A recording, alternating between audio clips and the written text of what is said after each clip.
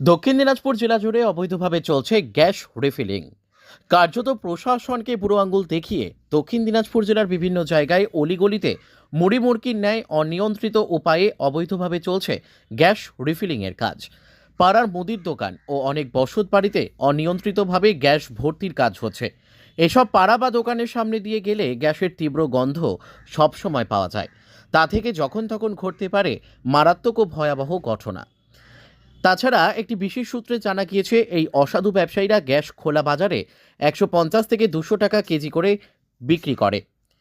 নাম প্রকাশে অনিচ্ছুক এক গ্যাস ব্যবসায়ী বলেন, বাজারে এই গ্যাসের চাহিদা প্রচুর। আমাদের দোষ দিয়ে লাভ কি?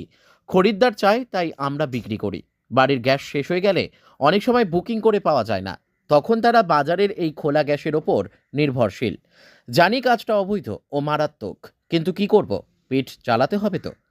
প্রসঙ্গত, জেলার সদর শহর বালুরঘাট সহ বুনিয়াদপুর ও গঙ্গারামপুরের বিভিন্ন পাড়ার দোকান বা রাস্তার ধারে বিভিন্ন জায়গায় দোকানগুলিতে উকি দিলেই দেখতে পাওয়া যায় গ্যাস ভর্তির কাজ চলছে।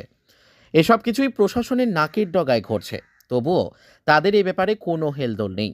নীরব দর্শকের ভূমিকা পালন করছে প্রশাসন। এই বিষয়ে এক পরিবেশবিদ ও সাহিত্যিক দিলীপ তালুকদার বলেন, অনিয়ন্ত্রিত ও অবৈধভাবে গ্যাস ভর্তির কাজটা যেমন খুব ঝুঁকির, তেমনি এটা বেআইনি কাজও বটে। জানি না প্রশাসন সব জেনেও চুপ কেন। অতি সত্বর বেআইনি গ্যাস ভর্তির কাজগুলিকে প্রশাসনের বন্ধ করা দরকার। এটাও ঠিক, যারা এ কাজ করছেন তারা শুধুমাত্র পেটের দায়ে করছেন।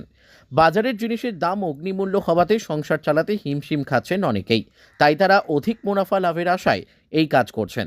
আসলে সর্বোপরি সরকারকে অর্থনৈতিক ব্যবস্থা ও দ্রব্যমূল্যের সঠিকভাবে নিয়ন্ত্রণ করা দরকার।